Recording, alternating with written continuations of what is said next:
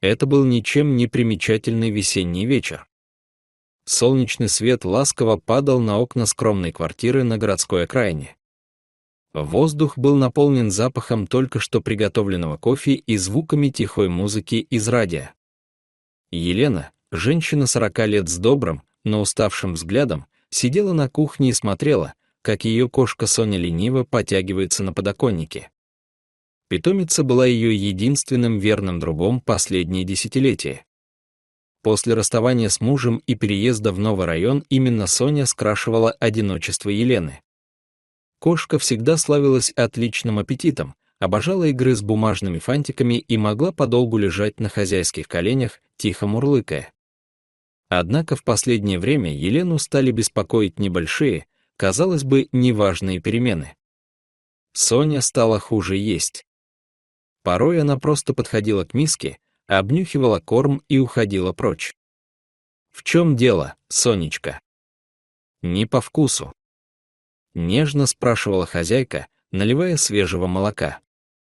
Кошка лишь вяло виляла хвостом и пряталась под кровать.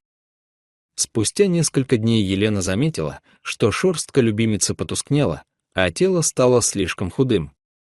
Она решила, что дело в стрессе или в весенней жаре. Соня и раньше теряла аппетит весной.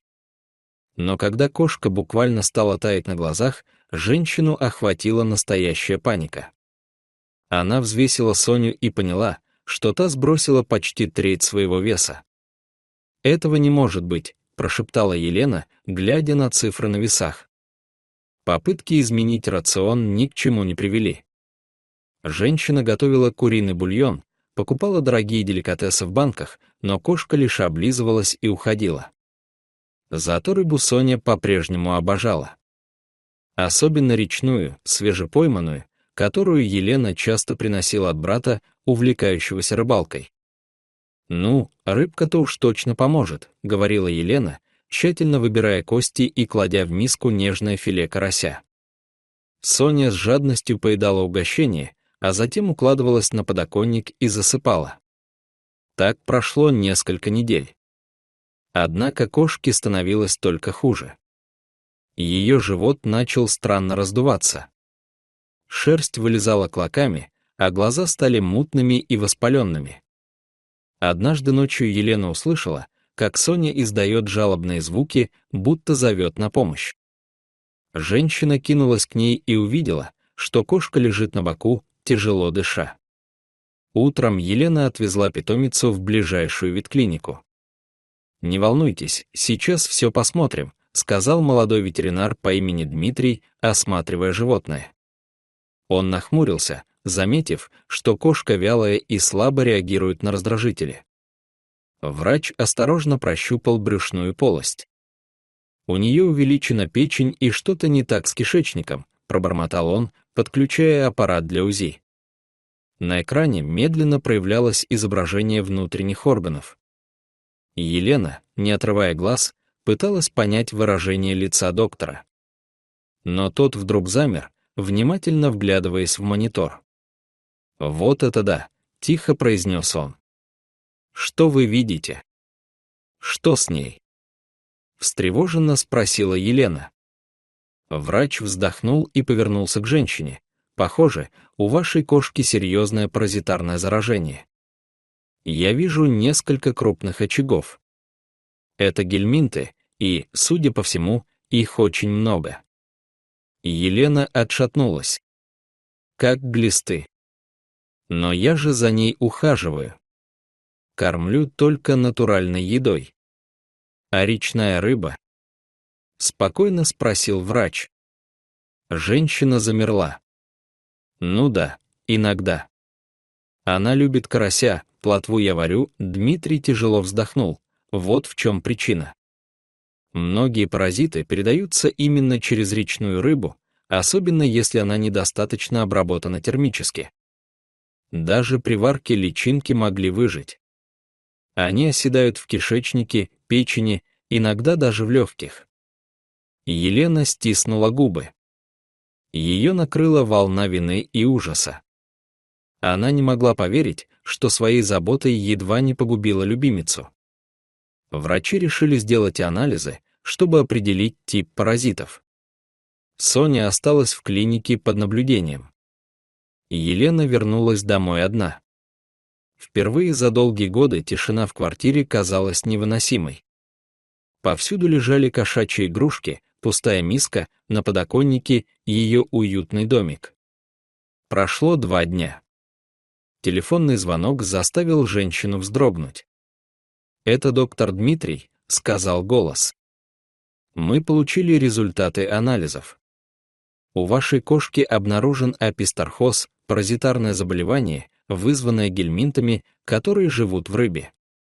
Это опасная инфекция, и не только для животных, но и для человека». Елена похолодела. «Подождите, вы хотите сказать, что и я могла заразиться?» «Да», — подтвердил врач. «Особенно если вы готовили рыбу без перчаток или пробовали ее. Вам тоже стоит сдать анализы». Эти слова прозвучали как приговор. Елена сразу же записалась к врачу. В тот же день она прошла обследование и, к своему ужасу, получила положительный результат. У нее действительно нашли следы тех же паразитов. Она проплакала всю ночь. Ей казалось, что дом, где раньше царили уют и покой, теперь стал источником болезни. Но на следующий день она собралась силами и отправилась в клинику на лечение, и свое, и кошки. Соня тем временем проходила интенсивную терапию. Врачи давали антигельминтные препараты, ставили капельницы, следили за состоянием печени. Первые дни были тяжелыми, кошка почти не двигалась, отказывалась от еды. Но однажды утром, когда Елена пришла ее навестить, Соня тихо мяукнула и попыталась подняться. Это был первый лучик надежды. «Она борется», — сказал Дмитрий, улыбаясь. «У нее есть шанс. Главное, больше никогда не кормите кошек речной рыбой». Прошло 3 недели. Постепенно кошка начала поправляться. Ее глаза снова заблестели, шерсть стала гуще, аппетит вернулся. Елена не могла поверить, что все позади. Она даже поменяла миски, выбросила старую посуду и прошла полный курс лечения сама. Когда Соня вернулась домой, квартира будто ожила. Кошка запрыгнула на любимое место у окна и подолгу смотрела на улицу, будто впервые видела мир заново. Елена подошла, погладила ее и прошептала: «Прости меня, малышка. Я больше никогда не допущу такого». С тех пор она начала тщательно изучать все, чем кормила питомицу. Только сухой и влажный корм, только обработанное мясо и фильтрованная вода. На холодильнике висела записка: «Никакой речной рыбы». История Елены быстро разошлась среди ее знакомых. Соседи, услышав о случившемся, тоже стали внимательнее относиться к своим животным. Некоторые даже перестали ловить рыбу в местной реке, опасаясь за здоровье питомцев. А доктор Дмитрий позже признался, что этот случай стал одним из самых показательных в его практике. «Люди думают, что натуральное значит безопасное», — сказал он. Но природа иногда хранит в себе страшные сюрпризы. Теперь Соня снова здорова. Она играет, мурлычет и встречает Елену у двери, как раньше. Но хозяйка никогда не забывает тот день, когда едва не потеряла ее. И каждый раз, когда кто-то из друзей говорит: «Да дай ты кошке кусочек рыбки, что будет то?», Елена только качает головой и отвечает: «Лучше не рисковать. Я уже видела, что бывает». Дорогие зрители, а вы знали, что обычная речная рыба может быть смертельно опасной для домашних животных?